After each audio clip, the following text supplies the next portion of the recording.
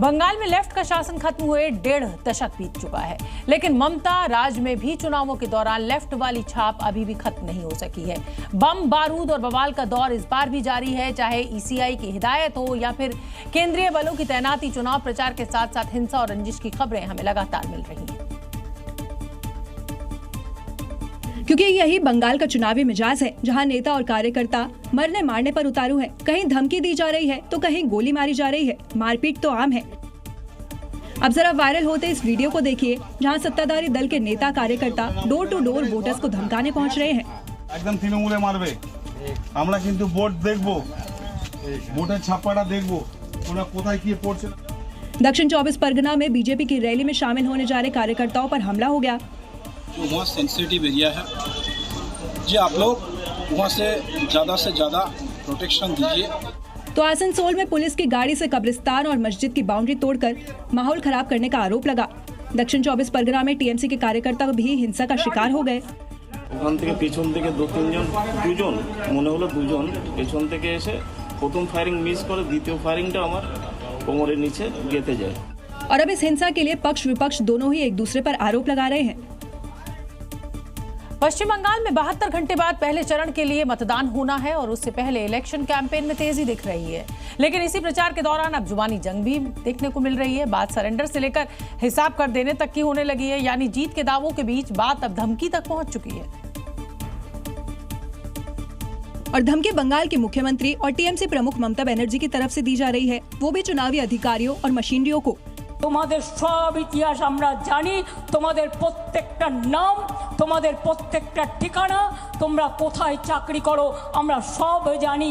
BJP কাল থাকবে না, তখন বুঝে নিও নিরপেক্ষভাবে কাজ না হলে মানুষ কিন্তু বদলা নেবে।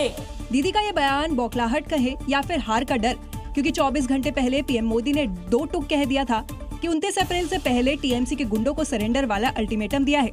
मैं टीएमसी के सभी गुंडों, सभी भ्रष्टाचारियों को एक आखिरी मौका देता हूं। 29 अप्रैल से पहले अपने अपने थाने में आत्मसमर्पण कर लो।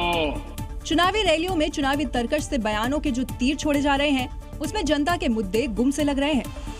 जैसे जैसे गर्मी का पारा बढ़ रहा है, वैसे वैसे सियासी तपिश भी बढ़ती जा रही है। एक तरफ मुख्यमंत्री योगी आदित्यनाथ रोजाना ताबड़तोड़ धुआंधार प्रचार कर रहे हैं, तो दूसरी तरफ ममता बनर्जी भी मजबूती के साथ अपने कैंडिडेट्स के लिए वोट मांग रही हैं, जिससे ये लड़ाई अब सीधे सीधे ममता बनर्जी वर्सेस योगी आदित्यनाथ नजर आ रही है। ममता बनर्जी न सिर्फ जनता के मुद्दों को उठा रही है, बल्कि एसआईआर को लेकर बीजेपी समेत चुनाव आयोग को घेर रही है। साथ ही बंगाल में बीजेपी को रोकने के लिए बता रही है कि अगर बंगाल में बीजेपी आई तो क्या होगा। সবচেয়ে বড় চোর বিজেপি, সবচেয়ে বড় ডাকাত বিজেপি, সবচেয়ে বড় ভ্রষ্টাচারী সরকার বিজেপির সরকার, দুরাচারী সরকার, অত্যাচারী সরকার, ভোট কাটারি সরকার। ममता बीजेपी को रोकने के लिए कमान संभाले हुए है, तो बीजेपी ने भी अपना ब्रह्मास्त्र बंगाल में भेजा है, जिसकी सभा में न सिर्फ बुलडोजर दिख रहा है, बल्कि बंगाल की जनता उसे लागू करने की डिमांड भी कर रही है, और इसलिए योगी जीत वाली भविष्यवाणी कर रहे हैं। ममता दीदी कहती है कि अब खेला हो भी, और मैं तो उनसे कहना चाहता हूं 15 साल बहुत हुए, अब खेला बंद होगा और विकास शुरू होगा। कौन जीतेगा कौन हारेगा 4 मई को साफ हो जाएगा, लेकिन अभी तो जीत के दावे हर पार्टी हर नेता कर रहा है।